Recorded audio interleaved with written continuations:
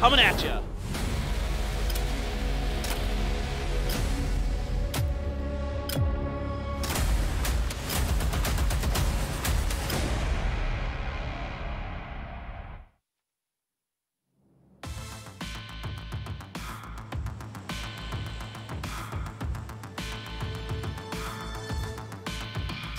All right, plane is up, and out early is the Sun Sisters. They like the northern part of Erangel. Typically, that's where you're going to see them coming out, and they are out way earlier than anybody else. Detonation Gaming White chilling out on top of Yaz. K7 looks like they're going to be making their way to Lipovka. So a couple big questions here. 4 AM, VLG, Tianba, and Gen G questions. But I want to go back to MCG for I think I have just a second to get this in. First of all, you should know Summer from the old VC Gaming team that went to the Basic Global Summit and got 5th place at PGC. This guy is a veteran shot caller, knows how to get it done. Exactly, and from those parachutes. Oh, Gen G. Oh, they're stopping. They're not going anywhere further. You don't really have that many vehicles. Well, they might have seen some vehicles. No, they're kind of slow dropping it now. I think they're kind of keeping their eyes. Oh, Tianba going challenging enters to the side of Pachinki. Yeah, you can see right there Indigo swerving around this, thought about it, but it's going to instead peel off to the church. I think that's much smarter here. It also gives a good positional advantage on top of Tianba. And that center circle, as both Tianba and Gen G, the plane path was quite far away from that south storage. Maybe they're not really thinking too much about going all the way. I think Gen G popped their parachute very, very early. Look at this. Lou is going for it for those long-range mini shots, and why not? Isn't able to connect. But for Gen G, this is problematic because the Sunken City has been kind of claimed by VLG, and they're stuck in the ruins. Now, they did find a UAZ here, and they're able, I think they're able to go up to South George unabated, but we'll see exactly what Gen G wants to do. I could see some of Tianba reaching out towards Gatka, and my real question here for Gen G, this is a really weird start for them. How are they going to recover? Oh, GEX coming for a contest at Gatka. I don't think they realized that member of Tianba is actually here. 4v2 and a late... Oh, it doesn't matter. What? Laser down is Lin Shun with the ump. Is Mao Ye picking it up early. Now Lorena. Lorena does have a micro, but that I don't know if that's going to be able to hold. He jumps out the window! He gets 2! Oh, he almost gets him, but just in time is Leo. My word, CC does fall for GEX. What a play there by Lorena. He almost took GEX completely by surprise. Yeah, good idea there to just jump on top of them, as we've seen the miracle with Uzi. Just seen flashbacks of 1v3 with that Uzi once, long time ago in a big tournament. Yeah. Come through, but this time was not enough. I remember Loki at the PUBG Miracle Weekend did it to Kaishin Gaming with that micro Uzi in Picado. That was that. I think Loki, a couple instances are coming to my mind with that micro Uzi, but that micro Uzi is so good close up. Hulk, do you remember Hulk's stand? Yes. That was absolutely crazy. What's that guy doing these days? But Gen G is the winner. Actually, the winner from this duel, as South George is not too far away from basically a dead that center circle again. Wonder how early OJ Nentus is going to go up, and if what kind of rotation 4 AM is actually going to pull out from that school apartment. Yeah, this definitely looks like it's going to be a similar setup for OG and Entus early, as they're going right towards that Potato Mountain again. This time Indigo's a little bit on the kind of anchor position. In this case, he's doing it for recon. I'm sure he's just watching what the other teams are doing up to the north and to the west of him. He's going to relay that information to his teammates, but this looks pretty similar to what we've seen in the last game. And also, I think Tianba and also Gen G leaving M200 near the ruins, and Loki in that same position. I think they both were thinking somewhat similar. Leave one open just so that they can retreat back into the circle and do all that looting outside and come back easily with safe rotation. Did not really work out there by having no read on GEX. Yeah, GEX is a Gatka dropping team. They do kind of like that area, and Tianba did get there first, but it didn't matter. And even though Lorena almost pulls off the miracle play, He just came up an inch short. He does manage to get one in that exchange. So GEX loses one early, but Tianba loses two. And that's not the kind of trade you want to take.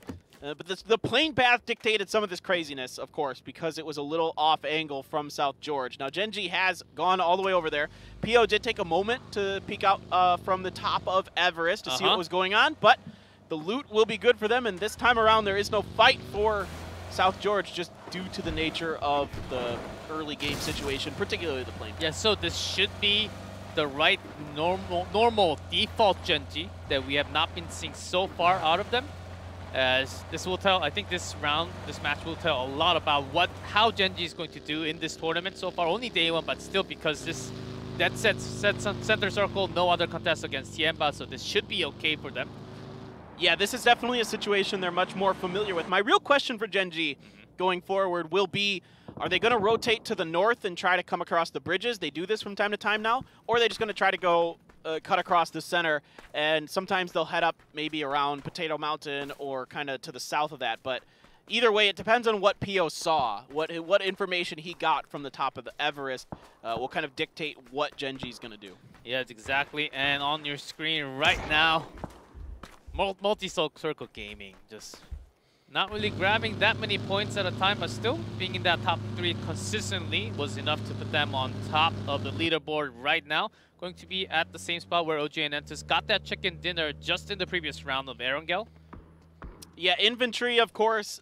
I was going to mention this last game, but I got kind of cut off. That I think Infantry is pretty happy about these new ferries piers that have been put in. I call them mini piers. The ones that aren't, because we have the regular ferry pier, on the right? west and the east.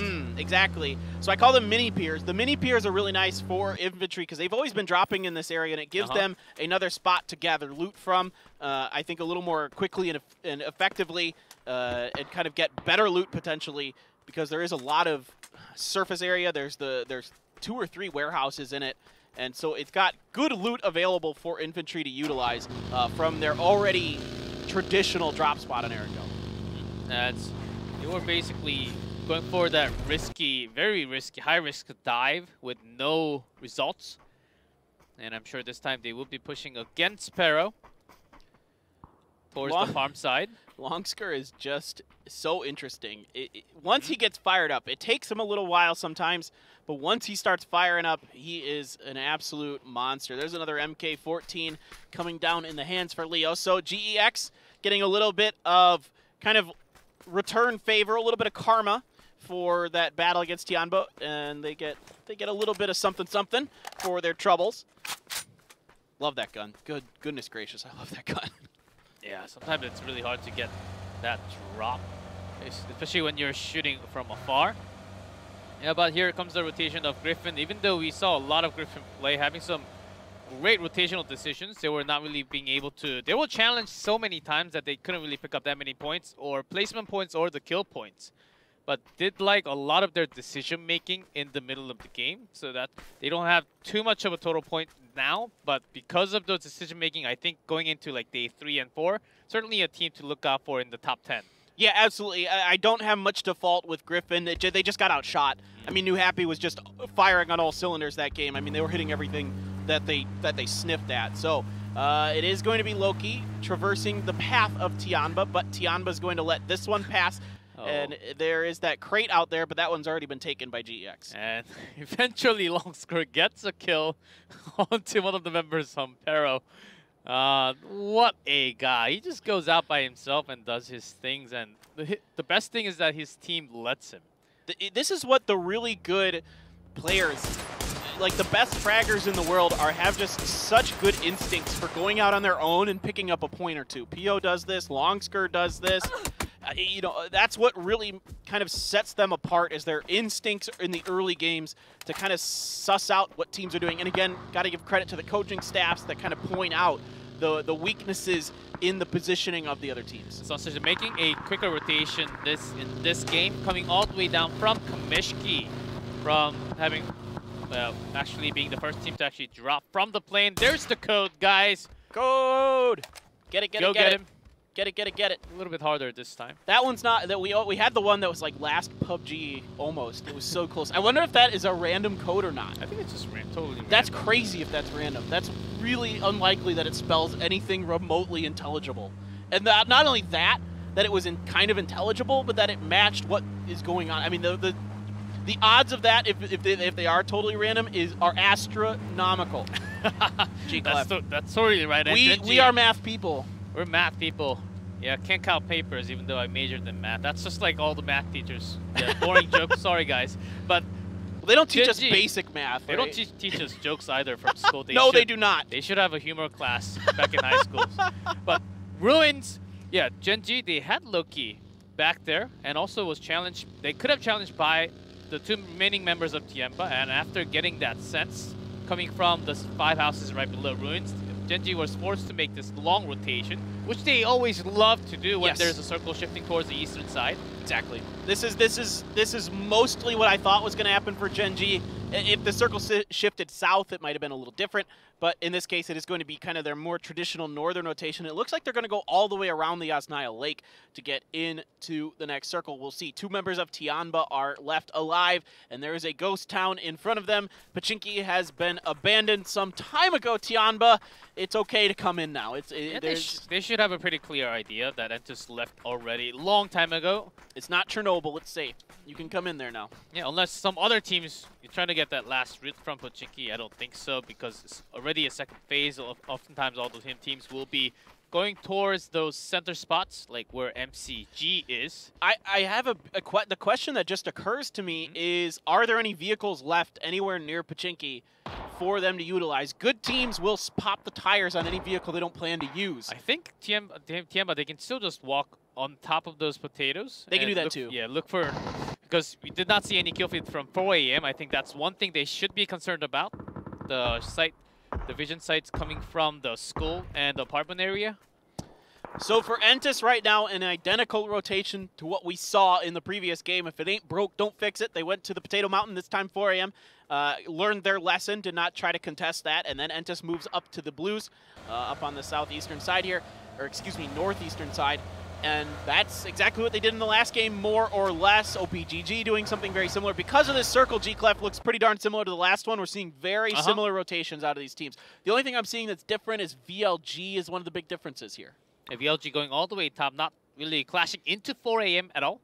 And they have basically abandoned. And actually, yeah, DZ, Detonation White, going pretty close to the next circle, so that's not too bad. But they're taking the big risk houses, okay?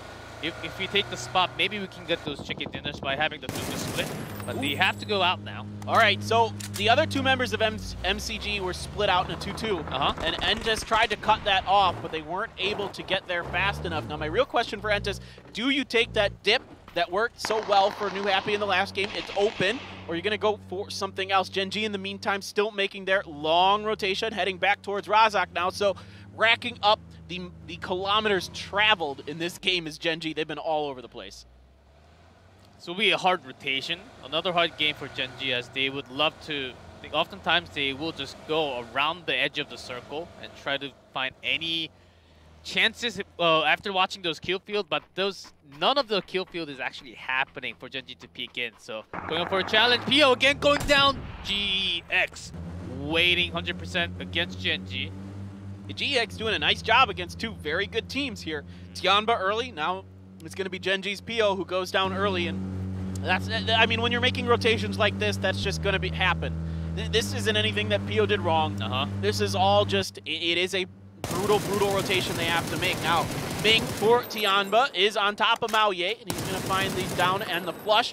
Easy peasy for him. Now, this is not the same Ming that is on the other team that is on New Happy. They are different players.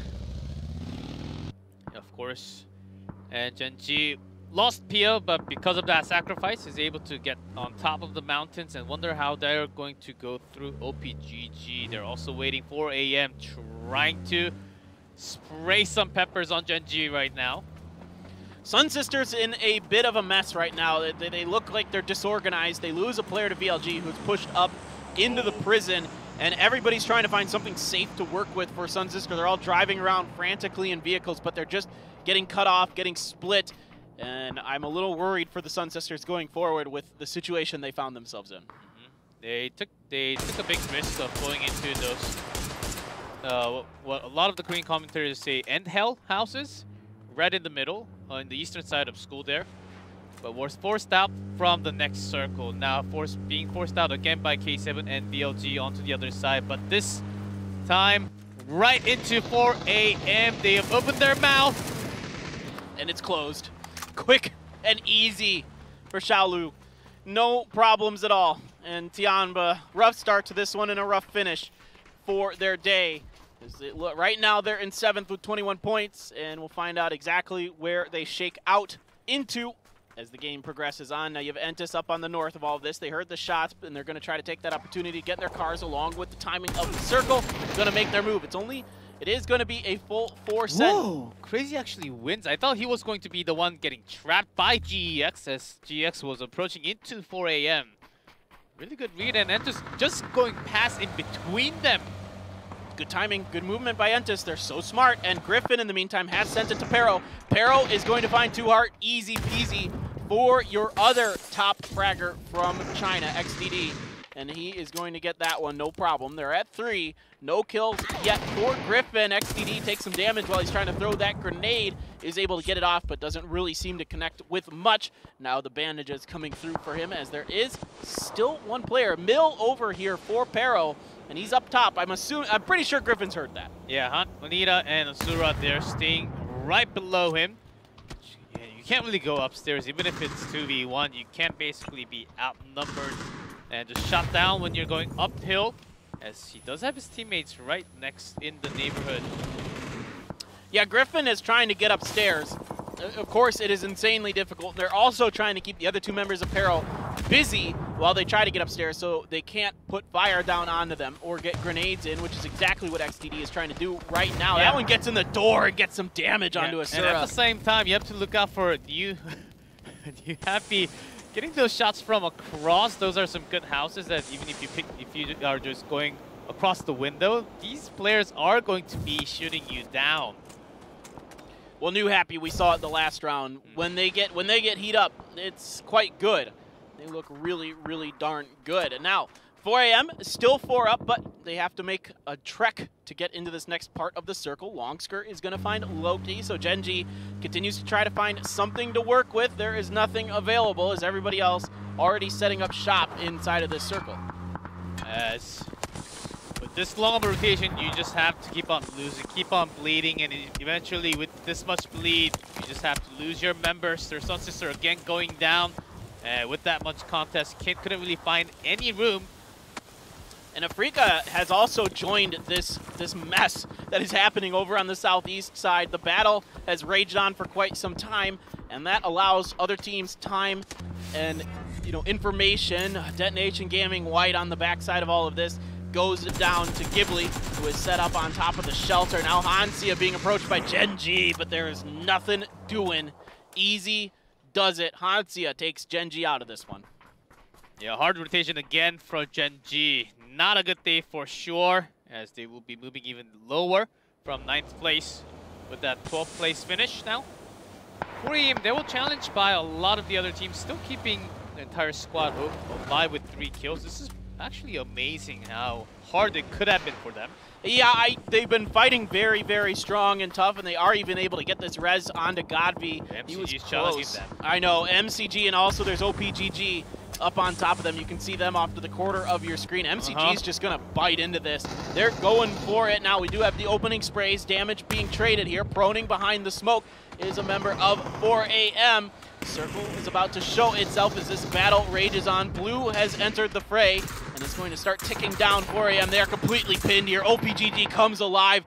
Raining down fire is Dumbo. Looking at both MCG and 4 a.m. Great movement here by OPGG. Oh, there's a battle, but the winner will be OPGG at the end, regardless of what happens over here. The MCG, I think they looked for the best play possible, getting few kills down in a row, but still giving more space to OPGG at the end. I think they stayed in a pretty good spot after OG and Entis won. Okay, maybe it's another same circle, same game. We can maybe win another game by staying in, but there are a lot of other teams, more contention in this match with the new circles popping now. Better circle for New Happy. Again, right in that circle. And OG and Entus, who actually went past 4 AM and MCG. Yeah, great timing from for Entus. Their instincts are so good. OPGG does a great job holding down the dirt road up top. MCG does get their res, so they have 2. I don't see any vehicles really available for them, so it's going to be rough sledding as OPGG. Okay, there is that UAZ down there, so that's something. And a motorcycle, but I don't know if Dumbo's going to let you get on there. Yeah, he can't use it. It blows up. He has basically no health left. Does this player. It is Lingdu, and Dumbo is just making sure that he's not going to be able to get through. Now, you are pushing ahead here with Tank, and we've seen him be very, very good so far in this tournament. And not going to be going too far, as Tank might actually be the last man in the next few seconds, as OPGG is still pushing the line, even into New Happy, just on top of those houses. As if you just stay on top, right next to New Happy there towards the west, you can't really get any angle. Yeah, it's really hard for sure. K7 making a move too. There isn't much for them to do though. There are 3 teams in here, so they're going to get out and set up behind this hill. It's about the safest thing they can really do. Now VLG has sight lines. Lingdu found and downed by Spear. XDD finds a knock onto Deva for their troubles, so VLG in a bit of a crossfire here, shooting at one team, getting shot at by another. Deva does end up going down to XDD. Entus reaching out just a bit here to see if they can make this pay. Yeah, absolutely. But still, with the smoke, they're killing the other angle where VLG can strike into them, making sure that you smoke the other side first, and then going into the front. This is the perfect kind of push play that OGM Entus is making it work. I mean, the timing here is really good. They're switching between shooting and throwing, taking good turns, and they're focusing their attention on that smoke. That's going to be OPGG saying, yeah, we hear what's going on. We want those points too, bro. But that is going to be Lock Slot going down. K7 out in 9th place, just shy of placement points. Circle heads up to the northeast, so New Happy has that southwestern edge. Afreeca, and somehow, someway, Griffin's still alive with Juanita, and I think Asura's right there too. Yeah, I think so too, and actually got the member down right on top of him. Afreeca does make an entry coming down the hill from that eastern side. And they're in the circle. They should be good enough. Turning off that engine, smart choice for OPGG to just slide down the hill here. Man, the confidence is high for Entus. Yeah, saw that knock. Yeah, they're just going to push on through. Nothing to do. Roa is good, and Roa is there with the barrel to say bye-bye to Griffin's day. Griffin, though, I got to give him credit for holding on that long. It was not easy. Between Peril and Afreeca, they're able to get it done. Now back over to Entus, who has been pushing into VLG. They already got Spear, now looking to get Lambu and Akari, who are very, very hurt. Great aids are coming out. Kale, very hurt himself. Indigo's gonna go down. The good grenade from Lambu finds a finish and also a knock. And now it is Under trying to see if he can end Ghibli's round, but they are standing tall on top of everything. They do lose Indigo, but still that's good amount of kill points already. When they were contested against so many teams, as they were struck right in the middle without the compound. I think this is sort of the best play that you can still do. Oh man, Sungjang sees just enough a lot of those Spear. go down. Yeah, he's got the molly on point. Lambu. Hikari does get the first aid off. Now Sungjang watching the flank to see if anybody's going to try to sneak out that way. A stun out the side, but it's not going to be good enough for Hikari. I think Sungjang just doesn't see enough of Hikari. These smokes aren't going to last much longer. And Ifty. What in the world? Trying to go up against Freecs right now. Sungjang. Hikari! God, Hikari's so good. He's able to outduel Sungjang. Sungjang kind of tunneled in on the flush. Now this is crazy. OPGG rushing into New Happy right now at the same time. Oh man, they're just getting blown apart. New Happy is too good right now. Silky's late. He tried to be the po-top, the turret position, comes in late to that fight. AO does find Ming Ming. Now over here to this battle, and AO is very, very hurt. But on the balcony, stun is there, but nobody's trying to follow up just yet, although I assume the push is bound to happen here soon. Silky catches the member out. That's going to be a couple knocks here. AO coming down as well, so the timing really good for OPGG there. And this is exactly what you look for, because Yappy, they were looking towards the other side of the road against the Freecs and also Ifty. And OPGG finds the perfect time as you can get those shots with Silky. Not quite connecting. That's a cheeky play there from Jiao. A really nice position he took. outside that door. You had just enough cover in that position that you can't see it from the side that Silky was coming from. And that's a really, really smart. That just shows you how much PUBG these players have played, of course. Now AO alive, grenades on top, but nothing has done any damage to him just yet. He's just holding on, trying to see if he can wait this out and maybe catch a member of New Happy in a bad position. Now there is the res coming through here, finally on to Lycanon, but there are more grenades still available. Seems like New Happy has plenty of utility available. And Under actually might be smiling with the new circle popped. With nothing else in the middle, just a straight road with a couple of trees. Depending on how you win these fights, Freecs, Nifty, New Happy OPGG.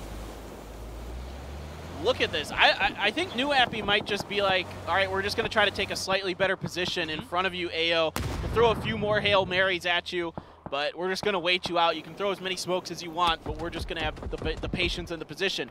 Now, EJ does find a knock. The circle is on the backs of infantry. They try to come around the corner. Hansi is going to hold the angle. EJ still making it rain from up top with the SLR, and now the blue is here, so he can't do that as long as he would like. Longsker is...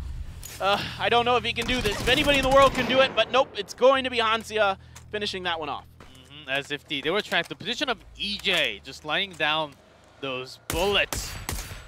Were the key points for Afreeca. Freecs finally with 10 kills from that compound was able to steal this many. Yeah, this is a huge game for the Freecs. From the bottom to the middle of the leaderboards in this round, desperately wanting those points. Dangche comes up to Under here. Yeah, they don't know exactly where he is. They have some idea. But he's right under! Oh no, he's gonna steal the point. He's gonna get Hansia. Roa's there to finish the job onto Under, but what a nice position for him to take. Yeah, New Happy, they have some time, but still because of the position from EJ, might not be finding themselves in a good time for crossing the road right now for I think they should have stayed a little bit more. They did have smoke. I think they could have been a little more. This is just kind of what these Chinese teams like to do in this phase 7, phase 8 circles, is go for the middle and try to establish position. We saw it with MCG earlier. Now we're seeing it here with New Happy, but Lycanon is going to pay the price for trying it. And Afreeca has a good spread. They have a good lockdown on this, but it's only Roa that's really close to the circle, and technically every member of Afreeca is outside of this new zone. Yeah, New Happy, they have to get EJ down because he's opening up so much angle for Afreeca right now. Yeah, EJ is a pain in the neck for Zhao. Dangche, love this play. This is so good. And he's got a bit of a hill here that he can set up in front of. He's going to put pressure onto XKK and also take a bit of circle presence for Afreeca. Now, there are some grenades raining down in front of him. Is XKK going to step over, try to take him down? It doesn't look like he feels comfortable doing it because Roa is on the back providing cover. Yeah, exactly, and EJ still on top. If they come out from the grass, EJ is going to strike on top of them, so big risk. SKK getting some damage into Dangche, but Riola's covering fire.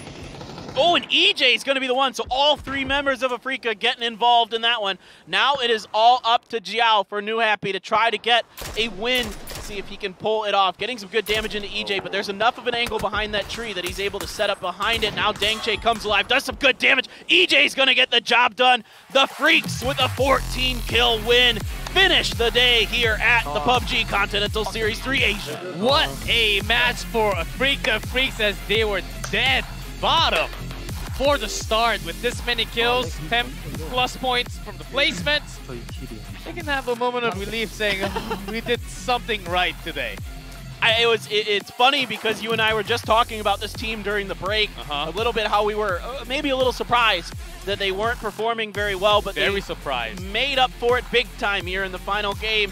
They kind of came at this game from a similar situation to the last time, but it looks like their timing felt better.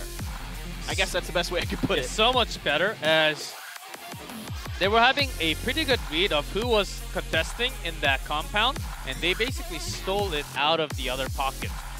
And also,